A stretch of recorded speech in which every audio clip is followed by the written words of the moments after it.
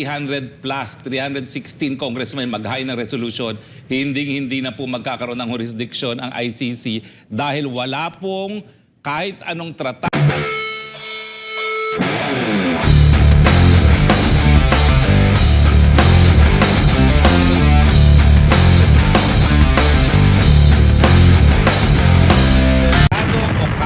Prinsipyo sa international law na pumipilit sa mga estado na maging kasapi ng tratado kung sila po ay nagbitiw. Dahil yung mga panahon na yon, frustrated kami. Talagang ayaw pumayag ni dating Presidente PGMA na maging kasapi sa ICC.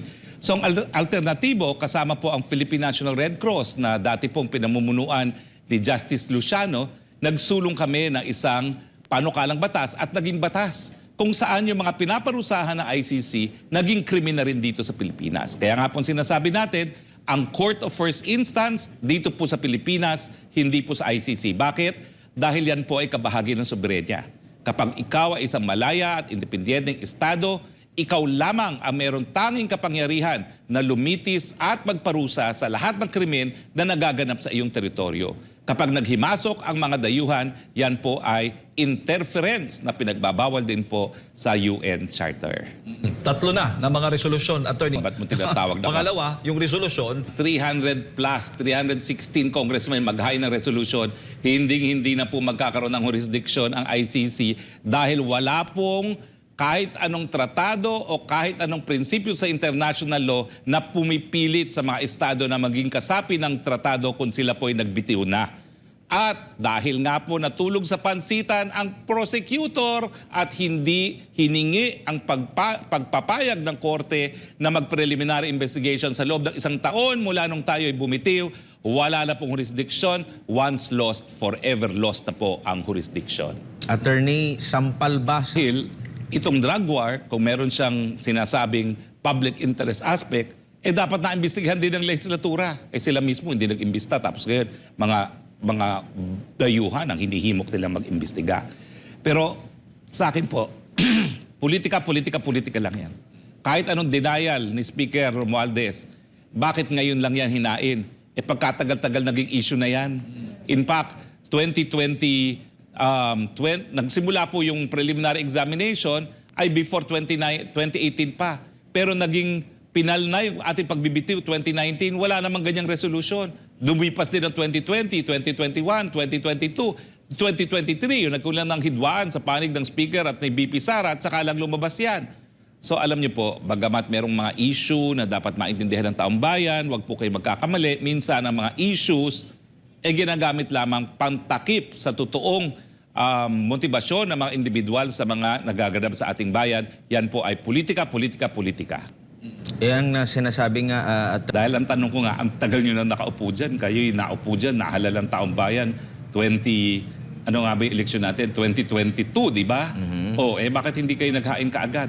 Tama. Bago dyan, yung Kongreso, bago kayo umupo dyan. Di ba? Ano naman yun? 17th Congress, no? Tama, hindi, 18th Congress. Wala ring narinig. Samantalang yun yung Kongreso kung saan tayo bumitiw at kung saan tayo naging epektibo ang pagbibitiw, wala rin narinig. Siyempre, iba rin ang Speaker at wala namang hidwaan sa panig ng Duterte at ng Speaker. So ngayon lang po yan dahil politika. So bagamat in-educate natin ang taong bayan kung pwede pa bang magkaroon ng jurisdiction para imbestigahan ng drug war, ang sagot ay hindi na, kinakailangan malaman pa rin ng taong bayan ang motibo. Yan po ay politika. Marami ng mga malalaking mga issue. Yung nabanggit mong investigasyon kay Leila de Lima, ako pa natalaga ni dating Chair Umali ng Justice Committee na talagang tignan ng ebidensya, pakinggan lahat ng testigo, tignan kung tatayo yan. At sabi ko, oo, at tumayo naman. Hindi lang po sa Kongreso, kundi na rin sa piskalya, no? At sa mga hukom na nagsabi na malakas ang ebidensya, no? Hanggang yung desisyon ni Judge Buenaventura kung saan nauna nang binasura ang paghingi ng piyansa nitong si Leila de Lima dahil sa tingin ng naunang judge, malakas ang ebidensya o bagamat nabago ang desisyon dito sa pangalawang judge. No?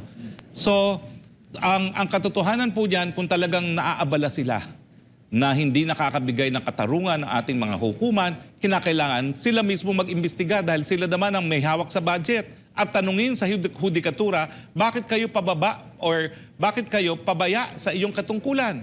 O kung ang kasalanan naman ay sa pulis at saka sa piskal, di dapat ilabas nila sa budget hearing yan. Bakit kayo hindi naglilitis at hindi nag-iimbestiga ng mga kaso ng patayan dahil dito sa drug war?